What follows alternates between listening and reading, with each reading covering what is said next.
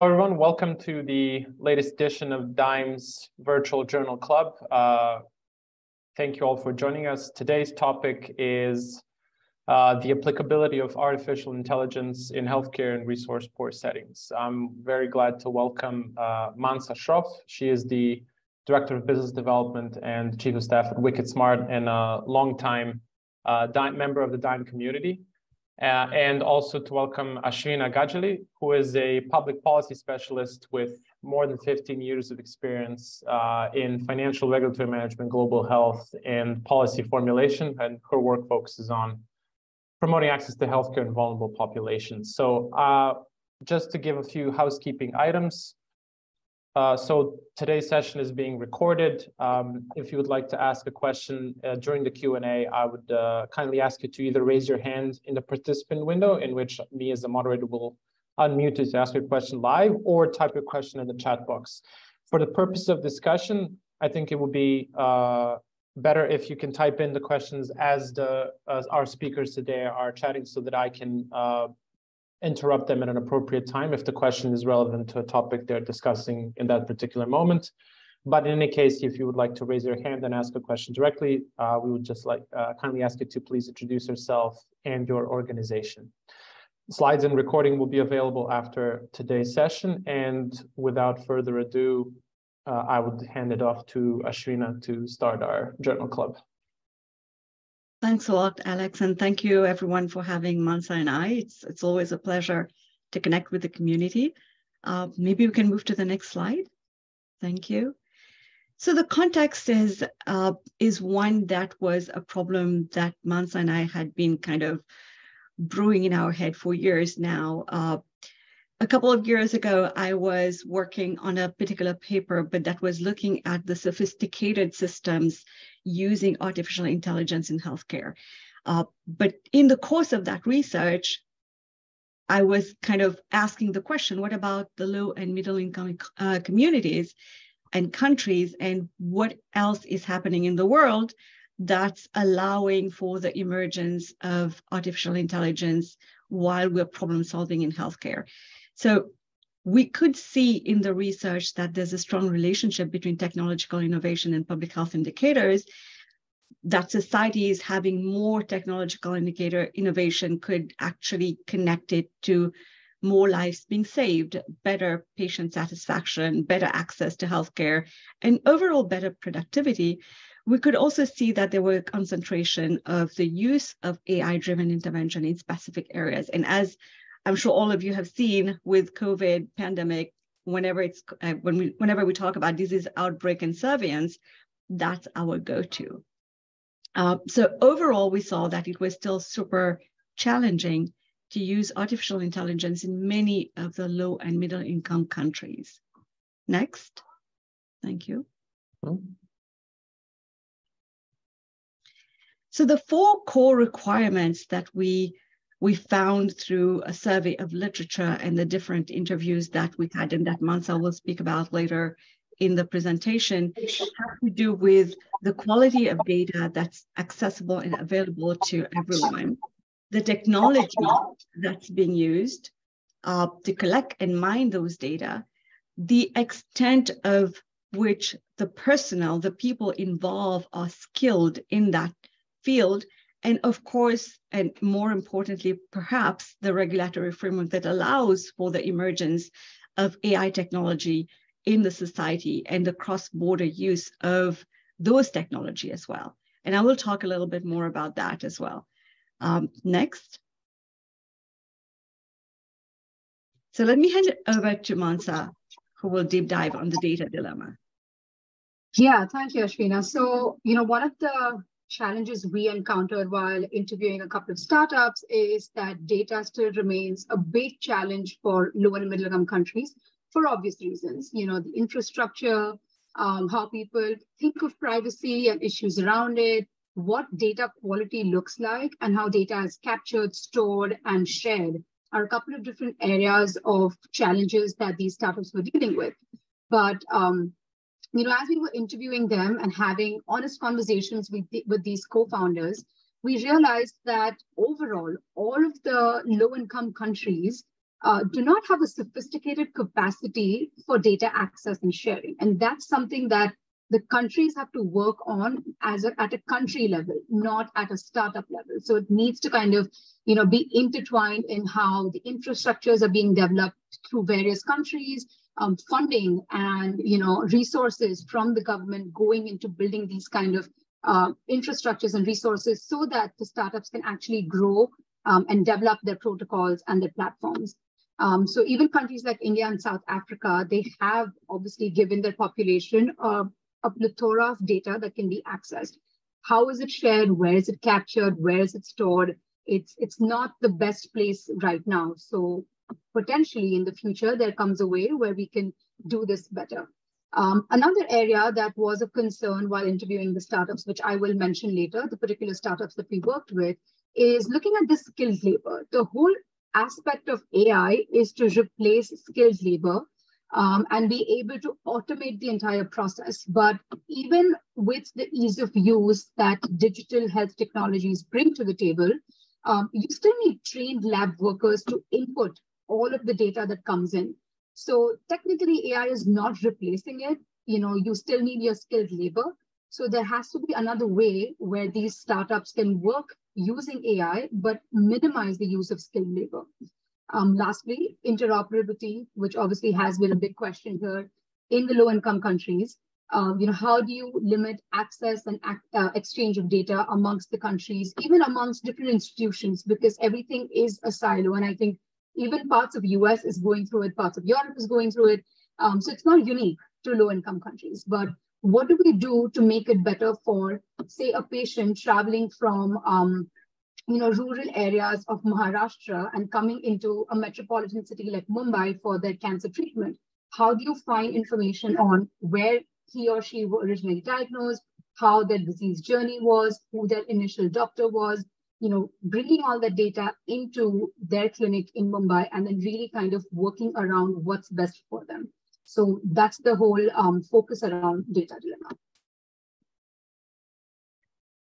Next. Yes, absolutely, Mansa. You will talk a little bit by giving examples of what we saw of actually organizations or companies being able to do that later on. So we looked at the legal governance and regulatory frameworks that works for LMICs. Now, the building blocks are really the same. It's not just about what allows entrepreneurs to flourish, what allows for data mining, but also more and more, we're talking about patients' rights and privacy, whose data are being used and how, but also what are the regulations that exist that allows for organizations to bring an idea to fruition and to actually act on it. So the hurdles that we saw from all the interviews that we did, and we interviewed companies all over the world in, I want to say, all continents. Even yes. though we selected just a few, and you will see Mansa is going to talk a little bit more later about why we shortlisted the few that we did. But the hurdles that we saw were really the same all over the continent, all over the world. The first one was the legal and regulatory framework were generally weak or unclear. So people would say the regulations exist, but they wouldn't really know which institution is actually exercising oversight on a particular sector. So where do they go? So there was no one-stop shop where somebody who has an idea and who knows how to put out there a particular software or a particular AI algorithm, he or she wouldn't know where to go in most cases, or they would have to go to many institutions to actually figure out how all of them will come together. So this lack of clarity, this also loopholes that existed in the system would then feed into a delay in the process of getting the product out there. The second main hurdle, which Mansa has spoken about, is the data, and I'm not going to go over that. I think she's spoken about it really well. The third one is about governance. How accessible is the data? Because a lot of the time we also found that the data existed in different institutions, ministries, hospitals, but then there was no exchange, there was no interoperability, there was no ability to transfer data from one to the other. And to the point that Mansa just made, if you're coming from rural India, you're going to a metropolitan city, do you actually carry over your medical report? Are you able to bring in your MRIs if you're doing that elsewhere? So this siloed approach makes it more and more difficult to actually synergize the data that exists already and to use it productively. And then the last, which was also something that personally I find in a world of globalization quite frustrating, is the inability to have cross-border framework, whether it's for data exchange or regulation, because what's happening right now is an organization having a product, wanting to make a difference, being able to make a difference, will have to go to each country where they want to operate and go through the same regulatory process over and over again. There are exceptions to the rules, but in general, that's what happens. Next.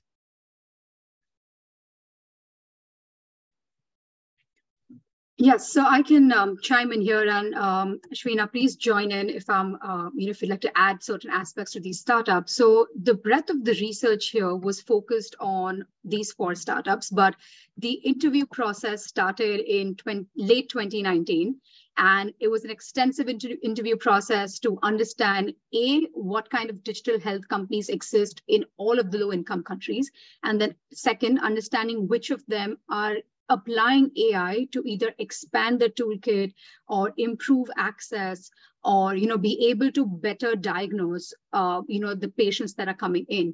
And out of the, I think, over 100 companies that we looked at, these 4 made the cut. And I think all of them have done such fantastic work since the first time we spoke to them, and they've come so far. And it's really exciting to see the work that they're doing in their own specific niche. So let me walk you through all of these 4. So Niramai is based in India, and it's a breast cancer screening tool. It has produced this platform called Thermalytics, which is using machine learning to take thermography images. The reason why this was selected as one of the startups in our research paper was they came across a very unique problem. Women obviously had a cultural stigma about going into a clinic to get tested, to get breast cancer screening done. So there is a stigma around your culture. There's a stigma around, do I even have the disease? Why do I have to be preventative? So that's second. And lastly, the access. Women in rural areas trying to travel to metropolitan cities is not something that's usual, even in today's day, in parts of India. So building a tool that looks at all of these 3 challenges very uniquely enables patients to have a very comfortable experience and kind of solidifies the aspect that prevention is better than cure is one of the reasons why Niramai was selected. It has been co-founded by Geeta, whose sister-in-law went through breast cancer, so she had firsthand experience. And I think the work that they're doing using AI to capture these thermography images to tell you if you have a higher chance of cancer is a very good step into getting diagnosed at the right time. So it's kind of bridging that gap. Moving on to Indra. Indra works in rural parts of Karnataka. It focuses on cervical cancer in India, which is one of the top 3 reasons where cancer has been growing in the Indian population within women. It's low cost, it's handheld device, which enables improved access. So people in rural, sub-rural, and even urban area can take into consideration how to use that in a physician setting. So thinking of like a pap smear test, which is as easy as, getting the patient in the clinic, getting it done, and then, sending them the reports after is what they're thinking about. And I think Indra did a fantastic job because they were able to create a solution which was low cost and improved accessibility in areas where cervical cancer was already known, because Karnataka is very literate in terms of the state, but accessibility of medical resources was poor. So that's why I think they did a fantastic job. Moving on to HereX. HereX is unique. It actually has participated in many accelerator programs, even in United Kingdom. So it's very well known outside of South Africa too. They focused on improving hearing care for people, which we may not perceive as one of the most burdened diseases around the world, but it does affect a huge population. And what they enabled was, creating these medical grade devices, which were still affordable in that market, and made it very effective for people to get over this disorder that they perceived to impair the quality of life. Lastly, Pedigree actually came out of Harvard. So it was unique that, the co-founder, Selorn, was a very social, entrepreneurship focused leader, and he focused on improving supply chain not only for healthcare but also for different aspects of technology. So Pedigree produced a unique scanner where you can scan a barcode and it will tell you if you have a counterfeit product, a counterfeit drug.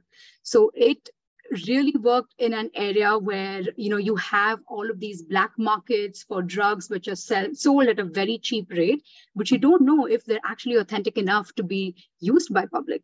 So Pedigree came out with this scanning technology which allowed customers and consumers to understand if they're taking an authentic medicine using their software tool. And I think they're also getting into other aspects of supply chain of different retail solutions.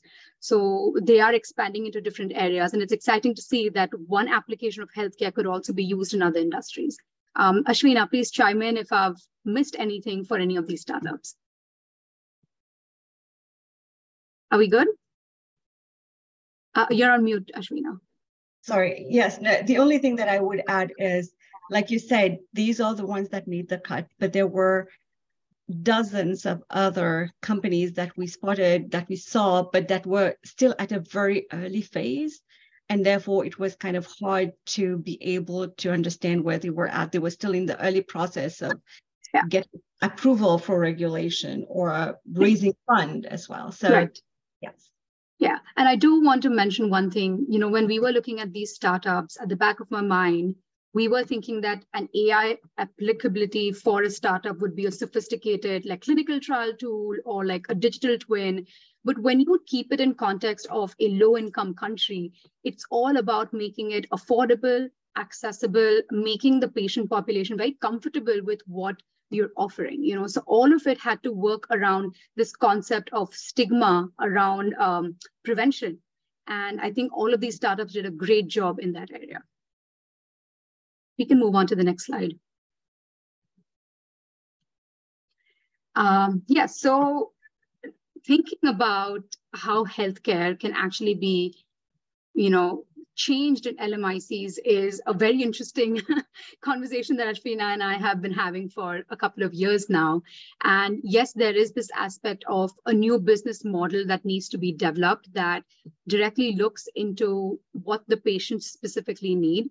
And apart from the patient, another entity, another stakeholder that's equally important is the caregiver, because caregivers do take out a lot of time to support these patients. So creating a model that's sustainable for them as well is equally important.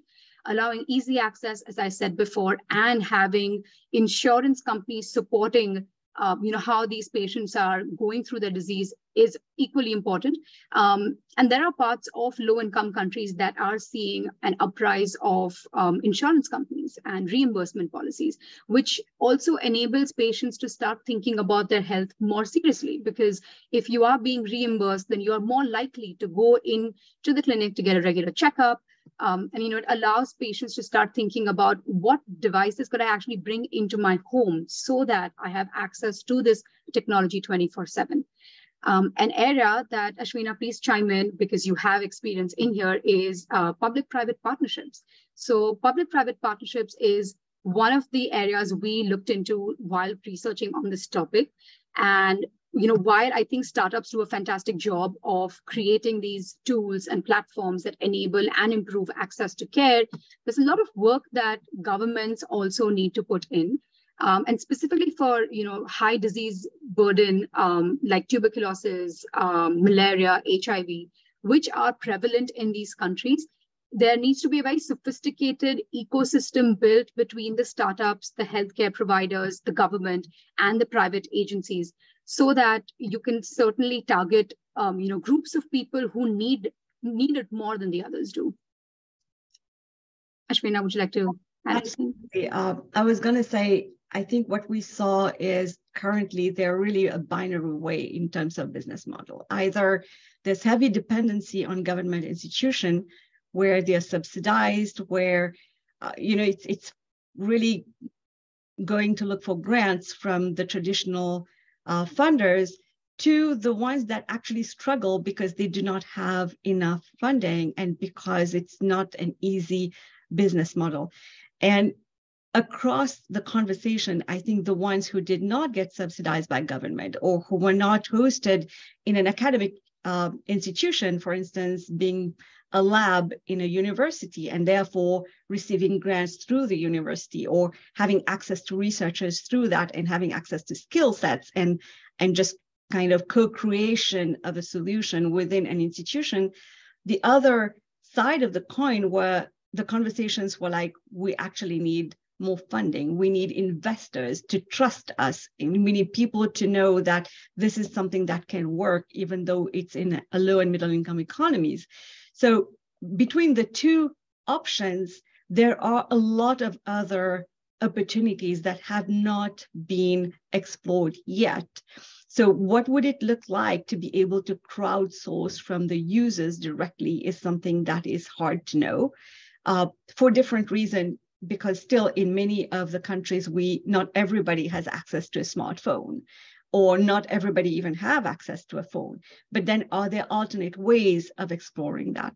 And a lot of the time, the private sector has what constitutes the industry, right? Like, what is the role of the insurance companies? What is the role of the hospitals, whether they're private or clinics? And I think all of these have not been put out there in many LMICs as a source of great resources. And I think this is where the role of the government is important, not so much as a direct subsidized source, but rather as getting stakeholders around a table to actually find a solution. I agree with that. And, Ashwina, when you and I were working on this paper and we were thinking about the challenges that these startups shared with us, one of the things that all of them spoke about was obviously data, but also regulatory, right? There's no central agency that's building a framework that can be applied to all of the startups. And we are seeing that in different countries too. It's not very unique to LMICs, but that does impact how patients start perceiving their data being collected, the privacy concerns around it, and then also, asking if this data is going to be shared eventually, because you may have a startup starting in Karnataka, but it might want to expand into the UK. How does data offshoring take place, and will my data be misused?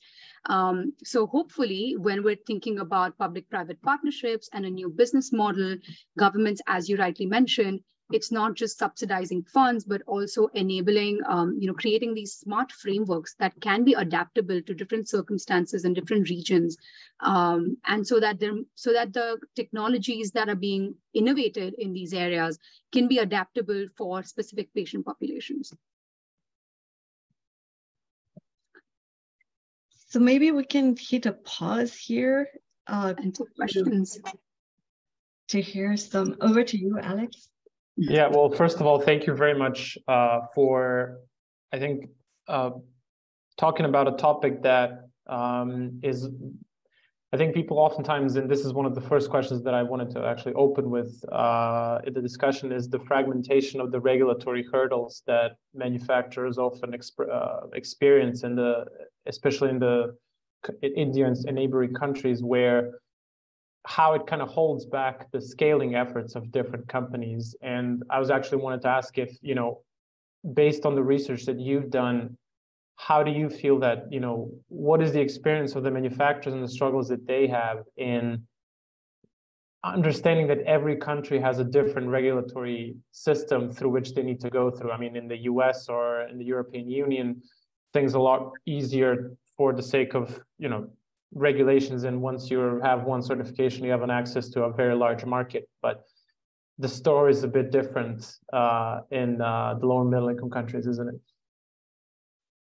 Yeah, absolutely. I mean, you're very right, and this is a source of great frustration when we spoke to many companies, many entrepreneurs, because what happens is, if you go through a regulatory process that can take 2 years sometimes, and in 2 years in the AI world or in the machine learning algorithm world, it's like a lifetime of upgrades and things that have changed in the world. Even the COVID pandemic has really, really kind of injected a booster in that world because we had to. We couldn't interact as human beings. So using technology was like one of the ways to actually get access to not just data, but also to understand what was going on around us. And what we found is that a lot of countries have recently put in place, I want to say, decent regulatory framework, or at least the conversation has started. The problem is, like in many systems, and here I'm inspiring myself from my experience from the financial services crisis of 2008, is the regulators are working at a very different pace from entrepreneurs or innovators. The tech innovation people are like, you know, the time is now, and this is when we actually need to put the product out there. This is the importance of using it now, because you know what, we can't keep having all these mortality rates in cancer just because of lack of early detection. Like, it does not make sense. So in the mind of a lot of healthcare professionals and AI experts, there is an immediate solution to a lot of things. But then you have a regulatory framework that's holding us back, and that's allowing us to kind of, or forcing people to do waves of regulatory timeline, which means that if you want to implement a product or something in India, you go through a couple of years. If you want to then test it and then bring it to somewhere else, whether it's, and it can be just a neighboring country, you can go to Bangladesh, Nepal, like it's not much of a geographical difference, but then you start the process again. So the ideal scenario is, what has been the call from the World Health Organization is, can we institute a global regulatory framework? Can we bring it to regional level? Because we understand that the regions have specificities. But at the same time, if you look at Herex, for instance, they had to go through a whole new system to be able to market their product in the US and in Europe. Now, they were able to do that because that also comes at a cost of time, a cost of resource. But not every tech innovation company is able to actually invest that kind of resource to wait for years of waves to actually penetrate a new market. So we're probably losing a lot of innovation or ideas because of this process, because by the time they actually get it tested, there's something else that has happened elsewhere that has changed the environment. Yeah, it's both fascinating, but also it brings up a sense of urgency for a resolution in order to, I guess, help the entire ecosystem that needs a better regulatory kind of oversight of, well, actually a more streamlined regulatory oversight. But what about, I mean, the regulatory hurdles are clear. What are some of the business development implications? How different is it to build a product in that environment compared to some of the traditional models that you've seen? Because it is, as you know, Mansa also mentioned, the cultural factors are a big thing over there, especially when it comes to product use, but even the kind of wider business implications. Like, what are the gaps, and how would you define something that would be more appropriate for that part of the world? Yeah, I think so. That's a great question, because a lot of the companies that start off in a specific part of a low middle income country can actually move into another country because they have similar nuances around culture, similar nuances around patient adoption, even stickiness of technology. But when they try to move into a more developed market, it gets much harder for them because people think of reimbursement differently. They think of user experience differently. Languages become a barrier. So there are a lot of stigma, cultural nuances, patient centricity that differ from region to region. And these kind of startups really have to take a deep dive before they figure out what a successful business model is going to look like. And when we're thinking about business model, we also have to kind of understand what the basic determinants of health are. If if you're trying to build a new insurance company that allows improved access to a certain chronic disease or reimbursement for a certain chronic disease, but you're not meeting the basic healthcare, they don't have their vaccine shots or they don't have access to good water, it's just not going to work. So these startups really come in thinking about, I am coming out of a rural area or I'm coming out of an urban area. What kind of, my market is nearest to me, or if they're even far, how do I relocate to make it make sense for me to kind of work closer to my target market? Additionally, I think what's been really helpful is the government does have a lot of initiatives, particularly with India. It has this concept called Invest India, which is run by the government, and it invests very heavily into startups in many, many aspects. So health, tech, AI, retail, to make things more accessible. So I see a lot of governments actually heavily funding these initiatives, and perhaps the next step is going to be building frameworks and creating something that makes sense for these different geographies. Yeah, and we can, I guess, especially in the digital health space, this kind of public-private partnerships are becoming more and more prevalent because of the necessity of institutional support. Not only it's hard for the private sector to survive on its own. It does require help from the government, especially in a country such as India or South Africa or Bangladesh or others. But that brings us, I guess, to another topic around the importance of data collection and dissemination of such data and outputs that can be applicable to a wider patient population. And despite the massive geography that is covered and that you have covered in your research, what is some of the success that you have seen in that domain? Because there needs to, there's a wide variability in capturing all the variances within a cultural group or in a patient population. What are some of the, have you seen success stories, whether in your research or throughout your work, that kind of speaks to how things should be done on that front? Yeah, I can go first. So I think the startups that we just discussed, they definitely had good success stories of how the data was collected, securely stored and shared with the patients and with the physicians. One of them, I think, is Niramai. I think Niramai did a great job of making this user experience for women to come into their very non-sophisticated clinic and be able to get their breast cancer screening done easily without having that notion that I'm being watched or whatever, because there are parts of India that still feel it's not safe for women to do that. Having said that, the next step was to inform and educate the patients about what the data what's going to happen with the data.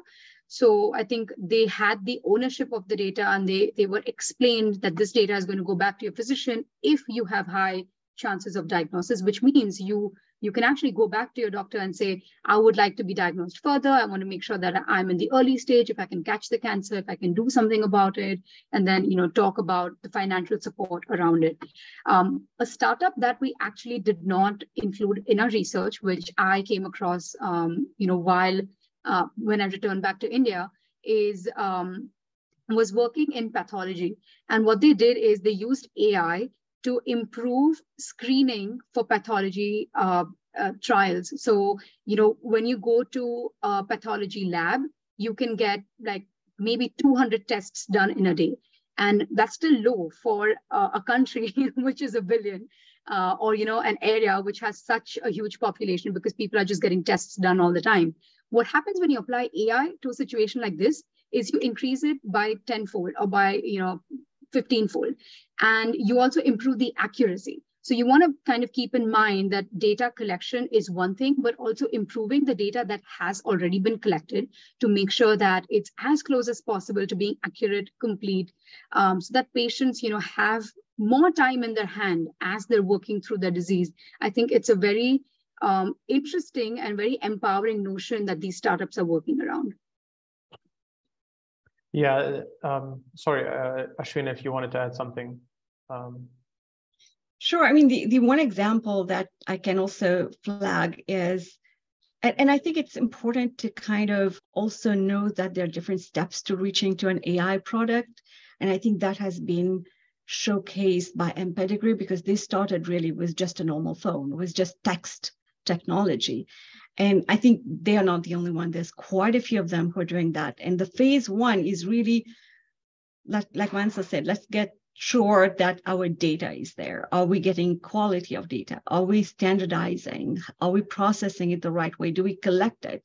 So the first part of data collection, data analysis, and then dissemination or utilization kind of can be a phase-wise approach. And I think that's also a good way to think of a tech innovation today. Like, because a lot of us, because we have access to so much of sophisticated equipment, we immediately go to a machine learning algorithm that's like super sophisticated, but it doesn't have to be that way immediately.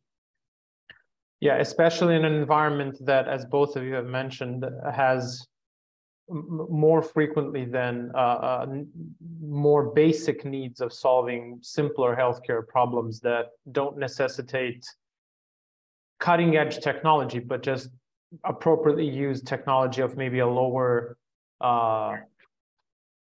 complexity, but still making a big difference. Just to say, I welcome any additional questions from our audience, or if you have any, you can type them in the comments or write them in the chat, or just raise your hand if you would like to ask our speakers for today. I just wanted to ask one additional question around the companies that participated in the research. How do you see, like, based on the outputs that you have you've gotten in your research, how do you think about the implications of your findings going forward in terms of, are you planning on expanding the work that you have done now, or in which direction has this work taken you now, given that, you know, the discoveries that you've made and the feedback that you've gotten from this group of startups? Like, where does this work will take you in the future?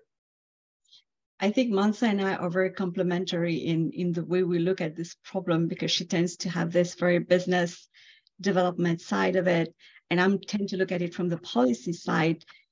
So I will speak to the policy aspect. I think more and more my mind is going on, there is enough of traction in terms of technology, and I have no doubt that that's going to go super fast. I think what's holding the system back a lot is really the speed at which policy implementation is itself evolving.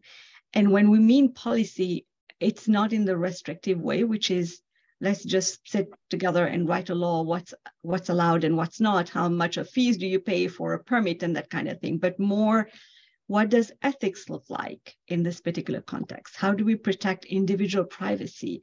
How do we make sure that the data that we collect is something that remains the patient's rights?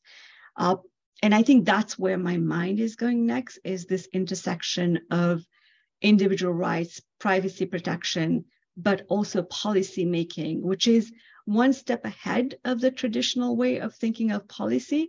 But I think it's a good way to include it already at the beginning of a conversation on what is the right framework to enable those kind of things. Because on the other side, we shouldn't always look just at the business part of it. There's also, what about the patients? What about the population? Who protects them in the system, but in a way that allows everybody to flourish at the same time?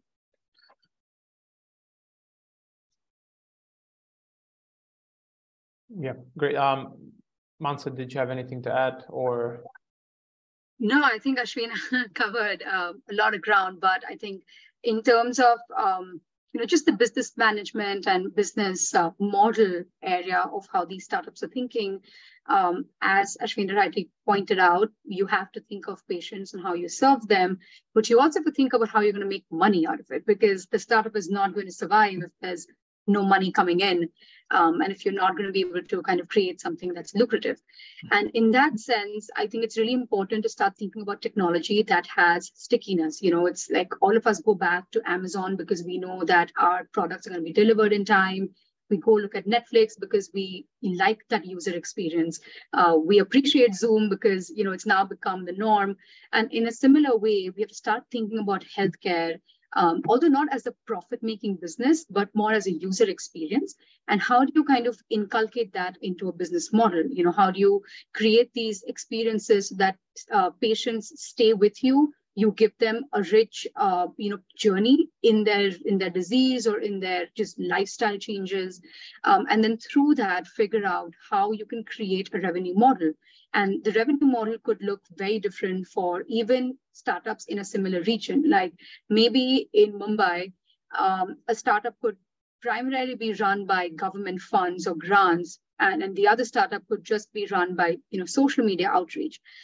So I think it all depends on what the model works for you specifically with your patient. And I think for that to be really successful, there's a huge need for good, deliberate, in-depth market research to happen.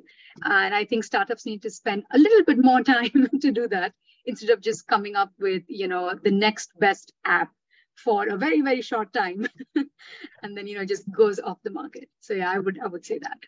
Yeah, and but now to just ask you a follow-up to that, what are some, given the challenges that you have both laid out now, what have you heard? Was there something common for all the startups that you have interviewed and included in the research?